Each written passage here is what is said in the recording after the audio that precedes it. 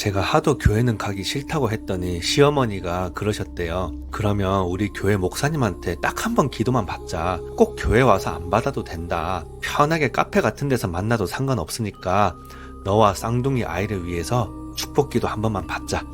너무 간곡하게 말씀하시더래요. 그래서 카페에서 목사님이 들어오시고 머리에 손을 얹고 기도를 하시는데, 사실 이 여성분은 무교니까 성경에 대해서 잘 모르잖아요. 그런데 어떤 성경 구절을 말씀하시면서 머리에 손을 얹고 기도를 하는데 뭔가 느낌이 섬뜩하고 그 내용이 머리에서 떠나지를 않더래요. 그 후에 만삭이 다 되어 가는데 어느 날 친한 무속인 친구가 이 여성분 배를 만져보더니 이렇게 말했대요. 너 머리 위에 지금 영가들이 보이는데 이미 늦은 것 같다. 빨리 산부인과 가서 확인해봐라 해서 갔는데 결국 충격적인 진단을 받게 된 거예요. 안녕하세요, 진입니다. 오늘 주제도 구독자 사연인데요. 그 구독자는 다름 아닌 저의 아내입니다.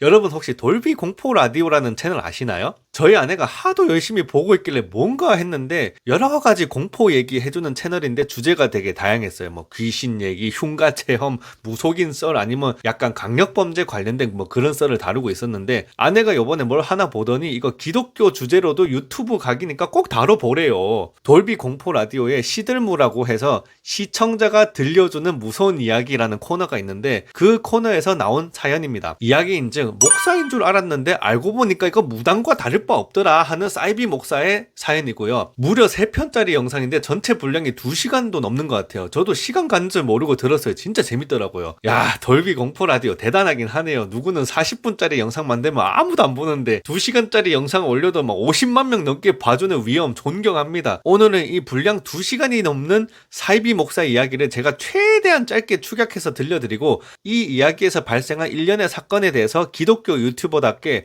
성경적 신학적 해설을 해보는 시간을 갖겠습니다. 주의하실 점은 저는 이 이야기가 100% 실화인지 잘 모릅니다. 애초에 컨텐츠 자체가 약간 카더라 썰 정도의 사실 검증이 잘 되지 않은 이야기임을 유의해 주시고, 당연히 해당 컨텐츠에 대해서 스포일러 있습니다. 근데 벌써 2년 전에 올라온 영상이라서 그다지 뭐 신경 쓰는 분 없을 것 같아요. 지인이의 사색연구실. 이 이야기는 이제 40대에 들어서 늦지막히 결혼을 하게 된 어떤 무신론자 여성의 사연에서 시작됩니다. 남편이 기독교인이었고 시댁도 경제적으로 부유하고 열렬한 기독교 신자 집안이었대요. 처음에는 뭐 서로의 신념을 존중하며 살자 뭐 이렇게 했는데, 역시나 살다 보니까 이 시댁과 남편 쪽에서 종교 강요가 많이 들어오게 됐고, 이 여성분은 혼자서 자질구레한 종교 강요를 이제 견뎌내야만 하는 그런 불편한 입장이 됐습니다. 결국 막 이혼 얘기가 나올 정도로 크게 싸웠는데, 그렇게까지 싸우고 나니까 시댁에서는 한 발짝 물러서고 이제 조금 평화를 찾았다, 이런 줄거리로 이어집니다. 이렇게 극적으로 화해를 하고 나서 이 여성분은 이란성 쌍둥이를 임신을 하게 됐대요. 이제 시댁 쪽에서도 굉장히 기뻐하면서 무려 2억 원이라는 돈을 현찰로 막 꽂아주시면서 통 크게 축하 인사를 해주시더래요. 이제 시댁분들이 정말 종교 강요도 안 하고 나 임신했다고 이렇게 돈도 주고 막 잘해주는구나 이렇게 생각하는 와중에, 임신이 3개월 정도 되면 이제 슬슬 아기 성별을 알 수 있거든요. 산부인과에서 성별을 확인했는데 한 명은 남자애, 한 명은 여자애라고 결과가 나왔어요. 이 여자분이 너무 좋아하면서 이 사실을 남편과 시댁에 막 자랑을 했죠. 근데 웬걸? 2억 원 줄 때랑은 너무 반응이 쎄하더라는 거예요. 말로는 축하해, 잘 됐네 이렇게 하는데 뭔가 떨떠름한 거 있잖아요. 그래서 뭐 별거 아니겠지, 임신했다고 축하금으로 2억이나 꽂아주신 시댁인데 내가 괜히 예민한가 보다 하면서 이제 임신 기간을 그렇게 보내게 됐대요. 그런데 어느 날 시어머니가 갑자기 전화가 한 통이 오더니 이렇게 말씀을 하시더래요. 어렵지 않은 간곡한 부탁이 있는데 하나만 들어달라. 너가 종교 이런 거 다 싫어하는 거 아는데 우리 교회 담임 목사님한테 너와 아이를 위해서 축복기도 한 번만 받자. 우리 목사님 진짜 영역이 있으신 분이라서 기도 받고 애 낳으면 너도 좋고 애들한테도 좋을 거다. 그래 네가 부담스럽겠지. 그러면 교회 안 오고 밖에 카페 같은 데서 이제 편하게 만나가지고 잠깐 5분만 만나서 기도만 받으면 된다. 너한테 교회 얘기고 뭐고 다른 거 아무것도 안 할 테니까 이 부탁만 한 번 들어달라 해서 엄청 막 부탁을 하시더래요. 근데 이 여성분도 이제 시댁이 요새는 잘해주시는 것도 있고, 저번에 뭐 크게 싸우고 화해한 이후로는 실제로 종교 강요 같은 거 없기도 했으니까 뭐 그래 큰 것도 아니고 기도 한 번 받는 거까짓 거 들어드리자 하고서 약속을 잡고 카페에서 목사님을 만나게 됐대요. 목사님 만나서 짧게 기도를 받는데 기도 내용이 이랬대요. 너희에게 이르노니 밤에 한자리에 누워있음에 하나는 데려감을 받고 하나는 버려둠을 당하리라. 두 여자가 맷돌을 갈고 있지만 하나는 버려둠을 당할지언정 그에게는 행복과 찬양이 있으시길 예수 그리스도의 이름으로 기도하나이다. 아멘. 이러더래요. 이 여성분은 무교니까 당연히 성경을 모르잖아요. 그래서 그냥 그런갑다 하고 넘기긴 했는데 아무리 생각해도 이 내용이 찜찜하고 불편하더래요. 그래서 주변에 뭐 성당 다니는 지인이며 언니며 이렇게 물어보고 다녔는데 아무도 무슨 뜻인지 모르겠대요. 그렇게 한 8개월 만삭 다 돼갈 쯤에 언니가 드디어 그 뜻을 알아왔다면서 이제 전화가 온 거예요. 고래고래 화를 내면서 야 당장 네 남편 바꿔. 그래서 난리를 치는데 벌써 남편 표정이 당황해서 막 눈치 살피는 게 딱 보이더래요. 언니분께서 이 여성분한테 그러는 거죠. 야 너 그때 기도받은 거 심상치 않다. 그 목사란 사람 이상하다. 주변에 다른 목사님이든 신부님이든 무당이건 간에 너 도움 좀 받아봐야 될 것 같다. 막 이렇게 다급하게 얘기를 하더래요. 그래서 이 여성분이 주변에 도움을 요청하다가 좀 신기가 있는 무속인 분을 만나게 됐는데 이분이 그러더래요. 실례지만 배 한번 만져봐도 되겠냐고. 예 만져보시라고 해서 배에 손을 갖다 대더니 하는 말이 이미 늦으신 것 같습니다. 이런 말을 하더라는 거죠. 빨리 병원 가보셔야 될 것 같다고. 원래는 이제 내일이 산부인과 가는 날이었는데 급히 막 병원을 가서 이제 검진을 받아본 거죠. 근데 정말로 태아 중 한 명, 즉 여자아이 쪽이 위독한 상황이다라는 진단이 나왔고 임신 8개월째임에도 불구하고 응급 제왕절개를 하게 되었답니다. 근데 여자아이는 이틀 만에 사망을 했고 남자아이 역시 조기 출산이다 보니까 인큐베이터에 들어갔는데 역시 얼마 후에 안타깝게 사망을 했다라는 이런 이야기입니다. 이런 일이 발생하고 나니까 이 여성분 가족들이 난리가 났죠. 아무래도 그 기도에 좀 목사가 이상하다. 축복 기도가 아니고 막 저주 기도한 거 아니냐? 사이비 목사 아니냐? 해서 이 여성의 언니와 가족, 지인분들이 나서서 이 교회 와 목사의 정체를 엄청 캐기 시작했더래요. 심부름 센터 이런 사람도 써가지고 뒤를 캤는데 알고 보니까 이 목사가 정상적인 목사가 아니었고 하나님을 섬기는 척 하지만 사실은 교회 본당 뒤쪽에 비밀스럽게 다른 제단을 마련해 놓고 이상한 신을 섬기고 있더라. 근데 그게 하나는 뱀 형상의 사탄이고 하나는 뿔 달린 소 형상의 몰렉이라는 악마를 섬기는 자였다라는 사실을 알게 되었답니다. 이후에 시댁 식구들에 대한 비하인드도 나오는데 이 시댁 식구들이 이상하게 전부 아들들만 있더라는 거예요. 손주들도 다 손자들밖에 없고 이게 이상하다 싶어서 또 캐봤는데 알고 보니까 이쪽에 시아버지 시어머니가 원래 되게 가난한 분들이셨는데 이 교회 목사 말을 믿고 어디에 투자를 했는데 그게 대박이 나면서 부자가 됐대요. 그래서 이 가족 모두가 전적으로 목사 말을 신뢰하고 있던 상황이었는데 이 목사가 이 집안에 그런 얘기를 한 거예요. 이 집안이 계속 축복받고 잘 되려면 아들들만 있어야 합니다. 이런 말을 했다는 거죠. 그래서 이 사연을 들려주신 분의 결론은 이래요. 이 교회 목사는 하나님이 아니라 몰렉이라는 악마를 섬기는 자다. 몰렉은 고대 근동에서 아이들의 목숨을 바쳐서 제사를 지내는 풍습이 있던 인신공양의 대명사격인 악마다. 그렇기 때문에 이 목사는 자기가 섬기는 몰렉에게 주기적으로 제사를 드리기 위해서 의도적으로 여자아이를 임신한 분들을 가스라이팅을 해서 조기 유산을 위해 저주기도를 하거나 직접 낙태를 종용했을 가능성도 있다. 이 여성분도 결국은 그 희생양이다. 안수기도 해준다는 그 내용은 남자아이만 살리고 여자아이는 죽으라는 저주기도였고 여자아이의 죽음을 통해서 자신이 섬기는 몰렉을 숭배하려 했던 것이다.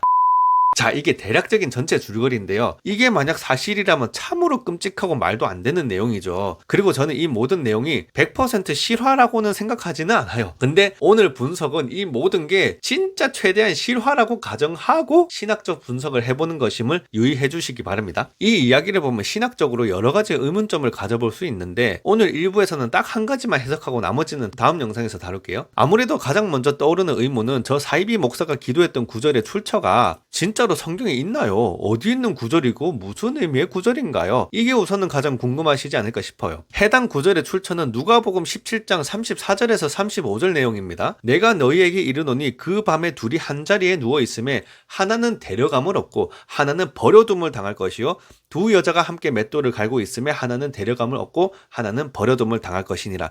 이 구절 실제로 있어요. 근데 이게 무슨 내용이냐? 이거는 예수님의 재림에 관한 대표적인 구절이에요. 우리가 보통 기독교를 볼 때 믿음의 종교라고 많이들 알고 계실 거예요. 그러니까 맨날 교회 사람들이 예수 믿으세요. 예수 믿어야 구원받습니다. 이런 거 하는 거고요. 그런데 좀 더 심층적으로 들어가자면 기독교인이 예수를 믿는다는 것 자체가 또 세부적인 내용들이 있어요. 제일 기본적인 믿음이 뭐예요? 예수 십자가로 말미암아 구원을 받는 줄을 믿습니까? 뭐 이런 거. 그리고 또 중요한 건 뭐예요? 예수님께서 죽음에서 부활하신 것을 믿습니까? 하는 부활에 대한 믿음도 중요해요. 그리고 이거 못지않게 진짜 중요한 믿음이 뭐냐? 바로 이 예수님의 재림, 즉 예수님이 다시 오셔서 우리를 천국으로 데려가심을 믿습니까? 이겁니다. 왜냐하면 이건 예수님이 하셨던 가장 큰 약속이자 희대의 떡밥 중 하나거든요. 보통 저희 같은 기독교인들도 예수님을 직접 보고 믿은 사람이 없잖아요. 그냥 말씀 듣고 전도돼서 믿은 거지. 그래서 믿음이 깊어질수록 이런 부분이 참 아쉽고 예수님 내가 직접 못 봤다는 거. 그래서 그렇게 예수님이 그리워지는 부분이 있어요. 근데 이건 뭐야? 그 예수님이 우리 앞에 다시 오신다는 거예요. 그냥 성경 속 이야기에만 등장하는 예수님이 아니고 그 예수님이 천사장들을 데리고 화려하고 웅장하게 나타나셔서 악으로 가득 찬 이 세상을 불로 심판하고 우리 예수 믿는 자들을 직접 하늘나라로 다 데려가신다라는 대희망의 메시지가 성경에 기록이 돼 있단 말입니다. 이게 좀 더 거창하게 말하면 하나님이 태초에 천지 만드신 거, 아담 하와를 선택하신 거,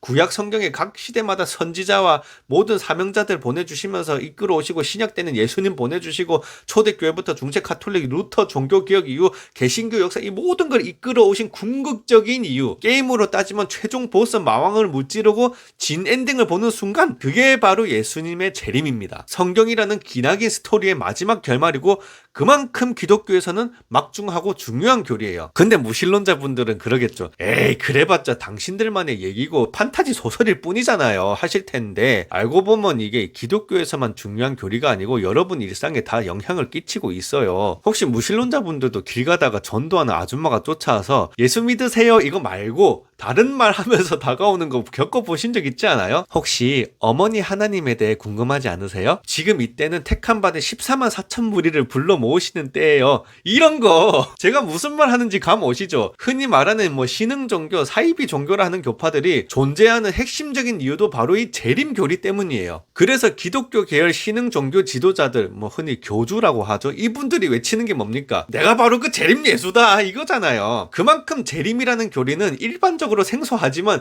이미 우리 일상 가운데 깊숙이 들어와서 영향 끼치고 있고 그 재림 예수를 진지하게 믿는 사람들이 여러분 주변에 막 깔려 있어요. 여러분 학교와 직장에도 있을 수도 있어. 조금은 제 뇌피셜이긴 한데 기독교인 중에서도 신앙심이 깊은 분들은 진지하게 이 재림 교리를 믿으시는 경우가 많아요. 그냥 예수 믿으면 구원받는다, 착하게 살자 이 정도 믿음을 가진 분들은 다소 좀 평이하고 적당하게 착하고 이웃에게 봉사 잘하고 이런 모습의 신앙이라면 재림을 진지하게 믿는 분들은 당장 내가 오늘 죽어도 혹시 내일이라도 예수님이 재림하시면 나를 천국으로 데려가실까? 이거 확인하실 거다라는 긴장감이 있거든요. 그러다 보니까 평소 생활에서도 그냥 기본적인 경건만 지키는 게 아니고 막 영화, 드라마 같은 세상적인 미디어도 다 멀리하고 더욱 깊게 막 신앙에 매진한다든지 한 생명이라도 더 전도하고 공적을 쌓기 위해서 전도에 열을 올리신다든지 하는 식으로 굉장히 깊고 열심인 모습을 보이시는 경우도 많다고 생각됩니다. 왜 이럴까요? 앞서 구절에 봤듯이 예수님이 재림하신다고 전부 다 데려가는 게 아니거든요. 그냥 믿고 기다린다고 데려가는 게 아니고 한 사람은 데려감을 받고 한 사람은 버려둠을 당한다고 했잖아요. 너는 교회만 열심히 다녔지 천국 가기 합당하지 않으니라 이렇게 버려둠을 당한다면 그것만큼 두려운 일이 또 있겠습니까? 이렇게 저 목사가 인용한 구절은 재림에 관련된 구절이고 사실 이 정도까지 진짜로 깊은 교리적인 내용이 담긴 심오한 구절이란 말이에요. 근데 이 구절을 단지 쌍둥이 중에 여자아이는 죽고 남자아이만 살아서 태어나길 바라나이다 이런 의미로 성경 말씀을 써먹었다? 이거는 목사가 아닌 거죠. 아예 성경 자체를 모르는 인간이고 내용 자체는 알았더라도 이것을 사사롭게 한 생명을 저주할 목적으로 써먹었다면 그거는 축복 기도가 아니고 주술입니다. 외형만 기도의 형식을 빌려왔지 사실상 무속인들이 왜 그 지푸라기로 저주 인형 만들어가지고 막 바늘 꽂으면서 막 이렇게 그런 거랑 다름없다는 거예요. 제가 무속인들 나쁘다는 게 아니고 목사를 자처하는 사람이 그런 짓을 하면 그의 목사가 아니라는 거죠. 할 거면 하나만 하라고요. 더군다나 신약성경 갈라디아서 5장을 보면 하나님의 나라에 못 들어가는 사람의 부류를 설명해 놓은 구절이 있어요. 근데 여기 뭐가 있냐? 주소를 행하는 자도 명시돼 있단 말이에요. 결국 이 목사는 뒤에 나올 내용이 사탄 숭배니 몰렉 숭배니 이런 걸 제외하더라도 저런 가증한 주술적 행위를 한 것만으로도 천국 가는 오디션에서 이미 예선에서 광속 탈락이다. 그런데 말이죠. 어쨌든 결과적으로 이 여성분은 저주 기도를 받고 실제로 아이가 죽었잖아요. 그런 기도가 잘못된 거고 하나님이 들어주셨을 리도 없는데 왜 이런 결과가 나온 걸까? 하나님이 보호하시는 능력보다 주술의 힘이 더 센 건가요? 여러 가지 의문이 드실 수 있어요. 그 내용은 다음 편에서 다루도록 하겠습니다. 감사합니다.